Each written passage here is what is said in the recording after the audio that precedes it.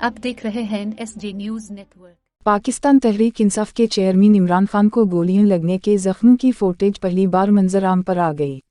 शौकत खानम अस्पताल के डॉक्टर्स ने इमरान खान का तबी मुआयना किया। डॉक्टर्स ने जख्मों का मुआयना करने के बाद नई पिटी कर दी है। इमरान खान को दाएं टांग पर गोलियों के 3 जख्म आए हैं। उनकी दाएं टांग की रान पर 2 जख्म जबकि घटने के पास 1 जख्म आया है। डॉक्टर्स का कहना है कि इमरान खान का तबी मुआयना आइंदा दिनों में भी जारी रखेंगे। उन्होंने कहा कि इमरान खान के जख्म गहरे हैं, जख्म अभी ठीक नहीं हुए हैं। वाज़ रहे कि 3 नवंबर को PTI लॉन्ग मार्च के दौरान वज़ीराबाद में इमरान खान पर कातलाना हमला किया गया था, जिसमें वो जख्मी हुए थे।